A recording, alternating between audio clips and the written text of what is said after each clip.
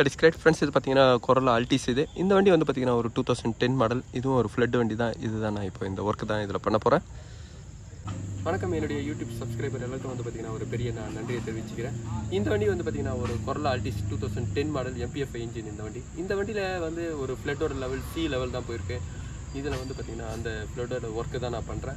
இதில் ஃபஸ்ட்டு வந்து பார்த்தீங்கன்னா நான் ஸ்டெப் பை ஸ்டெப்பாக பண்ணுறேன். இந்த வண்டியில் அதே மாதிரி எல்லாரும் வந்து ஃப்ளட்டோட ஒர்க் பண்ணும்போது சீட்டு மேட்டு ஃப்ளோர் மேட்டு இதெல்லாம் நீங்கள் க்ளீன் பண்ணிங்களான்னு கேட்குறாங்க. ஏன்னா நான் வந்து பார்த்தீங்கன்னா அந்த மாதிரி வேலைலாம் செய்யலை. ஏன்னா என்னுடைய வேலை வந்து பார்த்தீங்கன்னா ஒரு மெக்கானிக்கல் ஒர்க்கு மட்டும் தான் நான் பண்ணுறேன். ஒரு வண்டி ரன்னிங்கில் டோ பண்ணி எடுத்துன்னு வர வண்டியில் வந்து பார்த்தீங்கன்னா ஒரு SRSO ஏர் பேக்குது ABS இந்த மாதிரி ஏதாவது ஒரு கம்ப்ளைண்ட் இருந்ததுன்னா அதை நான் சரி பண்ணி அந்த வண்டியை வந்து ரெண்ட் பண்ணி கொடுக்குறேன். அவங்க அதுக்கப்புறம் எடுத்துன்னு போய் அவங்களுக்கு பிடிச்ச இடத்துல ஃப்ளோர் மேட்டோ சீட்டோ க்ளீன் பண்ணுறது தான் பண்ணிக்கிட்டோம். அதுக்காக தான் நான் அந்த ஒர்க்கை நான் இதில் பண்ணல. இந்த வண்டியோட கண்டிஷன் வந்து பார்த்தீங்கன்னா C லெவல் தான். A லெவல் வந்து பார்த்தீங்கன்னா இதுவும் B லெவல் இதுவும், C லெவல் வந்து பார்த்தீங்கன்னா ஃபுல்லாக முழுகிறது தான் C லெவல் அப்படின்னு சொல்லுவாங்க கம்பெனியில். இப்போ இந்த லெவலில் வண்டி எப்படி இருக்குன்னு நான் உங்களுக்கு காமிக்கிறேன் பாருங்கள் ஃப்ரெண்ட்ஸ். இந்த லெவல் வண்டியோட ஃப்ளட் கண்டிஷன் வந்து பாருங்கள், இதில் உங்களுக்கே தெரியும்.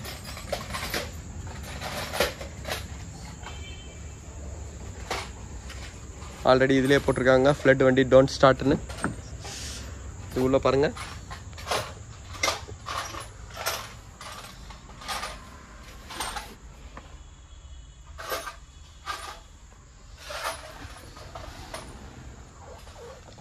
ஃப்ரெண்ட்ஸ், இந்த வண்டியோட பேட்டரியோட லைன் வந்து பார்த்தீங்கன்னா அவங்க டிஸ்கனெக்ட் பண்ணல.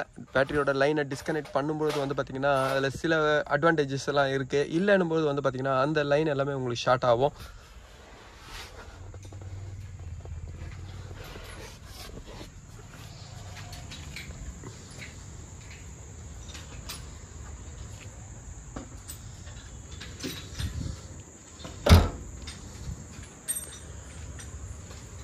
ஃப்ரெண்ட்ஸ், இப்போ இன்ஜினோட கண்டிஷன் பாருங்கள்.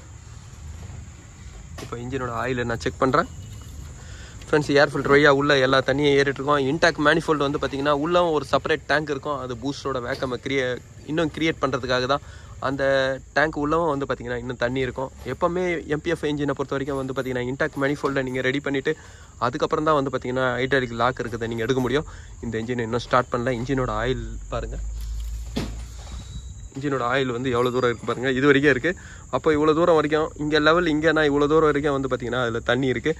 இப்போ இன்ஜினோட ஆயிலை நான் ஃபஸ்ட்டு ட்ரை பண்ணுறேன். அதேமாதிரி ஃபியூல் டீசல் டேங்க் இது பெட்ரோல் டேங்கில் இருக்கிற பெட்ரோலில் எவ்வளோ தண்ணி மிஸ் ஆகிருக்குன்னு நான் செக் பண்ணுறேன்.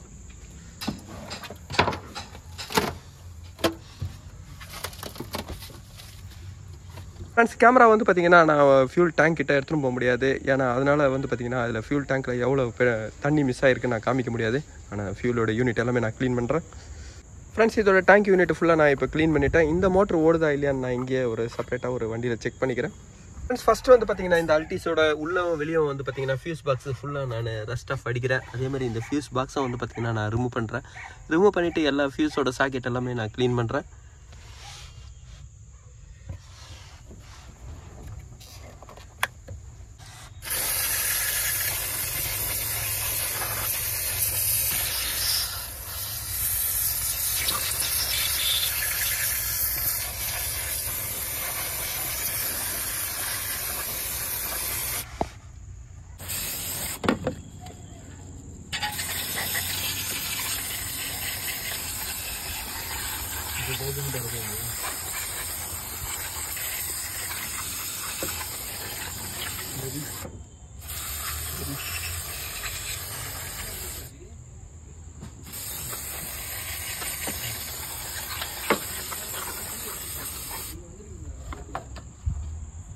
ஃப்ரெண்ட்ஸ், இன்ஜின் ஆயிலில் தண்ணி மிஸ் ஆயிடுச்சுனாவே தண்ணியோட டென்சிட்டி அதிகம். அதனால் தண்ணி தான் ஃபஸ்ட்டு வரும்.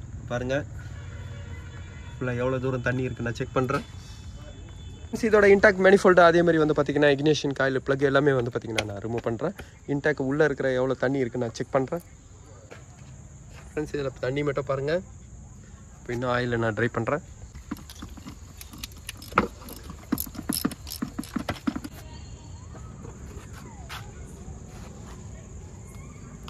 ஃப்ரெண்ட்ஸ், இதில் தண்ணி இல்லை, இருந்தாலும் நான் உள்ளே செக் பண்ணுறேன்.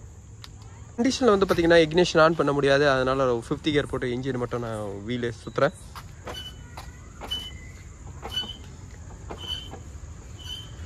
ஃப்ரெண்ட்ஸ், இன்ஜின் உள்ள எதுவும் தண்ணி இல்லை. எல்லா தண்ணியை வந்து பார்த்திங்கன்னா இவ்வளோ நாள் நின்றதுனால பிஸ்டன் ரிங்ஸ் கேப் வழியாகவே ஆயில் சம்பு உள்ளே போய் எல்லாமே இறங்கிட்டு இருக்கு.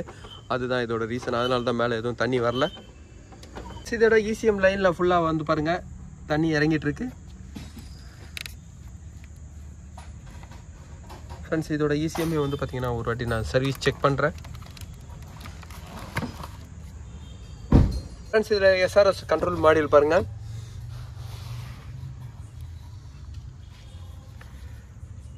இந்த அல்டிஸோட பாடி கண்ட்ரோல் மாடியூல், அதே மாதிரி வந்து பார்த்திங்கன்னா SRS control module, HDM, ECM இது எல்லாமே ரிமூவ் பண்ணிட்டேன்.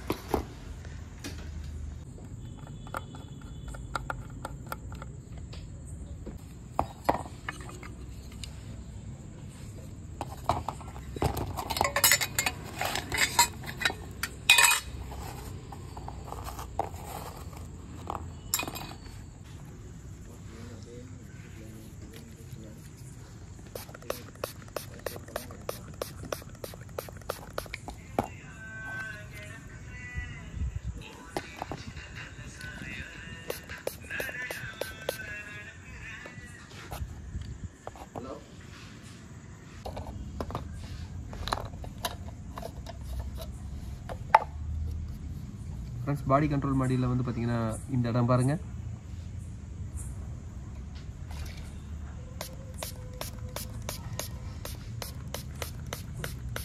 இந்த அல்டிஸோட ஃபியூஸ் பாக்ஸ் கண்ட்ரோலை நான் ரிமூவ் பண்ணுறேன். உள்ளவும் இதோட லைன் எல்லாமே நான் செக் பண்ணுறேன். ஏன்னா உள்ளவும் ஃபுல்லாக தண்ணி ஏறிட்டுருக்கு. ஃப்ரெண்ட்ஸ் இதோட எலக்ட்ரிக்கல் சாக்கெட் எல்லாமே நான் க்ளீன் பண்ணிட்டேன். இந்த அல்டிஸோட ஃபியூஸ் பாக்ஸ் சுத்தமாக போனதுனால வந்து பார்த்திங்கன்னா நான் வேறு ஃபியூஸ் பாக்ஸ் தான் இப்போ நான் வாங்கியிருக்கேன். இப்போ இந்த ஃபியூஸ் பாக்ஸ்லேருந்து தான் வந்து பார்த்திங்கன்னா எல்லாத்தோட கண்ட்ரோலும் வருது. அதனால் ஃபியூஸ் பாக்ஸை வந்து ஃபஸ்ட்டு பார்த்திங்கன்னா நான் இப்போ சேஞ்ச் பண்ணுறேன்.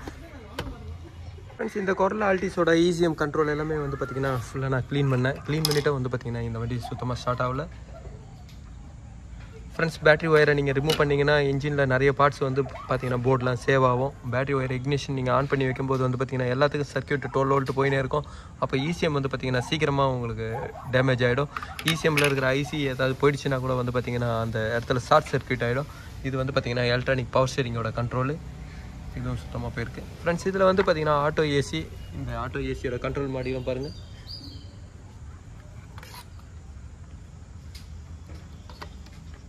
பாடி கண்ட்ரோல் மாடியில் தான் வந்து பார்த்திங்கன்னா எல்லாமே கண்ட்ரோல் இருக்குது. வண்டியோட சீட்டு அதே மாதிரியே இந்த ஆன்டி தீஃப் எல்லாமே வந்து பார்த்திங்கன்னா இந்த பாடி கண்ட்ரோல் மாடியில் தான் இருக்குது. இதுவும் வந்து பார்த்திங்கன்னா சுத்தமாக தண்ணி ஏறி போயிருந்தது.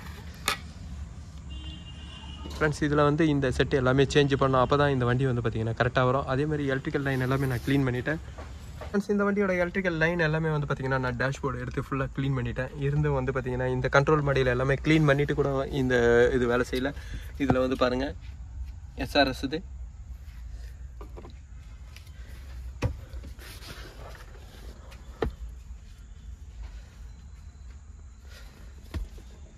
ஃப்ரெண்ட்ஸ் இதுக்கப்புறம் கண்ட்ரோல் மாடியில் வந்தோம்னா ஃபஸ்ட்டு வந்து பார்த்திங்கன்னா நான் இன்ஜினோட கண்ட்ரோல் மாடியில் அதேமாதிரி ஆன்டி தீஃப் இது ரெண்டுமே போட்டு வண்டியை ஸ்டார்ட் பண்ணி செக் பண்ணுறேன். இப்போ நான் செகண்ட் ஹேண்ட் மார்க்கெட்டில் ஏதாவது கிடைக்குதான்னு செக் பண்ணி பார்க்குறேன்.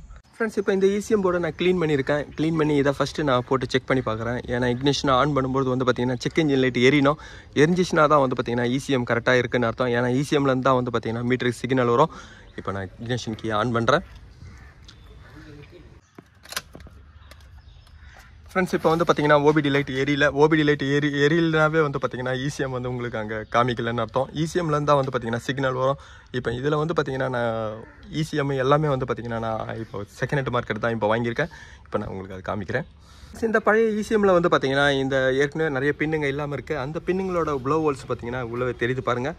இந்த ப்ளோ ஹோல்ஸ்னால என்ன டிஃபெக்ட் வரும்னா ஒரு தண்ணியில் போகும்போது உள்ளே கொஞ்சம் லீக் இருந்தாலும் உள்ள தண்ணி வந்து பார்த்திங்கன்னா போர்டில் ஏறிடும். அதேமாரி இக்னிஷனை நீங்கள் பேட்டரி ஒயர் இருக்கிற வரைக்கும் வந்து பார்த்திங்கன்னா அந்த ECMல எல்லாமே உங்களுக்கு ஷார்ட் ஆகிடும். பேட்டரி ஒயரை நீங்கள் ரிமூவ் பண்ணும்போது இதே ECM கூட நம்ம ரெடி பண்ணிக்கலாம். ஆனால் பேட்டரி ஒயரை ரிமூவ் பண்ணும்போது உள்ளே இருக்கிற ஏதாவது IC உங்களுக்கு போயிடுச்சுன்னா கூட இந்த கம்ப்ளைண்ட் தான் வரும். இப்போ நான் இதில் வந்து பார்த்திங்கன்னா செகண்ட் ஹேண்ட் ECM தான் நான் வாங்கியிருக்கேன். இதோட ரேட் வந்து பார்த்திங்கன்னா 15,500 வருது. இதில் வந்து பார்த்திங்கன்னா இந்த கிளஸ்டரோடு சேர்ந்து எல்லாமே வந்துடும். இப்போ ECM இமாபிளேசர் அதே மாதிரி தீஃப்ட் வார்னிங் எல்லாமே சேர்ந்து வந்து பார்த்திங்கன்னா இதில் வந்துடும். இப்போ நான் இந்த செட்டு எல்லாமே வந்து பார்த்திங்கன்னா வண்டி ஸ்டார்டிங்காக தான், இதை வந்து ஒரு இன்ஜினை ஸ்டார்ட் பண்ணுறதுக்காக தான் நான் இதெல்லாம் ஃபிட் பண்ணுறேன். இதுக்கப்புறம் பாடி கண்ட்ரோல் மாடியில் SRS ஏர்பேக்லாம் இதெல்லாம் வந்து பார்த்திங்கன்னா நான் அதுக்கப்புறம் நான் பார்க்குறேன். ஃபஸ்ட்டு வண்டி ஸ்டார்ட் பண்ணுறேன்.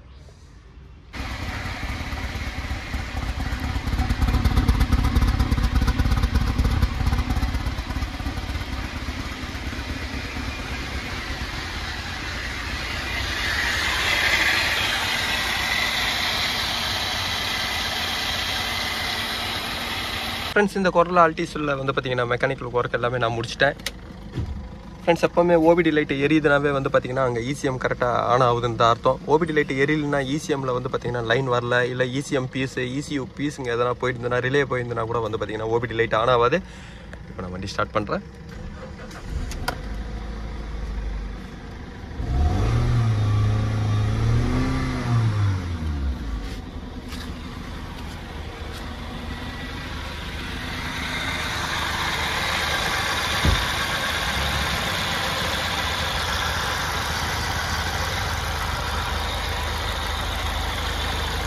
ஃப்ரெண்ட்ஸ் இன்ஜின் ஆயிலே வந்து பார்த்திங்கன்னா நிறைய தண்ணி இருந்தது.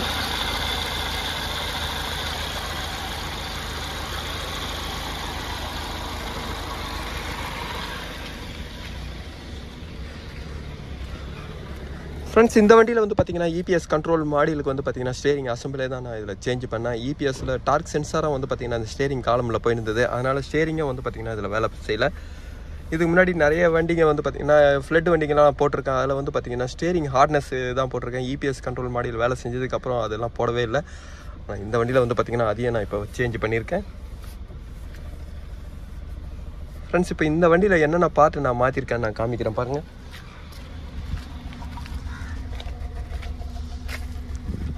ஃப்ரெண்ட்ஸ் ஏர்பேக் யூனிட் இதோட ஸ்டேரிங்கோட வீலை நான் சேஞ்ச் பண்ணியிருக்கேன். ஏன்னா அதோட காலம் செட்டு கம்ப்ளீட்டாக ஃபுல்லாக வந்ததுனால இதில் உள்ளே இருக்கிற டார்க் சென்சார் போனதுனால தான் வந்து பார்த்திங்கன்னா ஸ்டேரிங் ரொம்ப ஹார்ட்னஸ் கம்ப்ளைண்ட் இருந்தது. ஃப்ரெண்ட்ஸ் ஒரு ஃப்ளட்டில் போகிற வண்டிக்கு வந்து பார்த்திங்கன்னா சி லெவலில் போகிற வண்டிக்கு ஸ்டேரிங் காலம் செட்டும் தான் சேஞ்ச் பண்ணோம். அப்போ தான் வந்து பார்த்திங்கன்னா டார்க் சென்சார் உங்களுக்கு ஆக்டிவேட் இருந்தால் தான் ஸ்டேரிங் ஃப்ரீயாக இருக்கும்.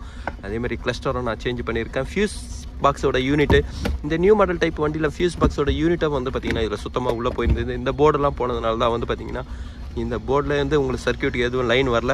எப்போயுமே ஃபியூஸ் பாக்ஸ் வந்து பார்த்திங்கன்னா போர்டு டைப் கொடுக்குற வண்டிக்கு இதை சேஞ்ச் பண்ணால் தான் சரியாகும். இபிஎஸ்ஸு ஃப்ரெண்ட்ஸ் இக்னிஷன் இமாப்ளேசர் அதுவும் பார்த்திங்கன்னா நான் சேஞ்ச் பண்ணியிருக்கேன். பாடி கண்ட்ரோல் மாடியெல்லாம் சேஞ்ச் பண்ணியிருக்கேன். இதில் வர அந்த டீஃப்ட் சென்சாரும் அதே மாதிரி இமாப்ளேசரும் வந்து பார்த்திங்கன்னா நான் சேஞ்ச் பண்ணியிருக்கேன். ஃப்ரெண்ட்ஸ் ஒரு ஃப்ளட் லெவல் சி லெவல் போகிற வண்டிகளில் வந்து பார்த்திங்கன்னா அதுவும் உங்களுக்கு ஃபுல் ஆப்ஷன் வண்டியிலலாம் இந்த மாதிரி கம்ப்ளைண்ட்லாம் வரும். இதில் எல்லா போர்டும் சேஞ்ச் பண்ணும்போது தான் வந்து பார்த்திங்கன்னா அந்த ஒர்க்கு நீட்டாக இருக்கும். ஃப்ரெண்ட்ஸ் இந்த வீடியோ உங்களுக்கு பிடிச்சிச்சுன்னா லைக் பண்ணுங்கள், ஷேர் பண்ணுங்கள். Thank you friends.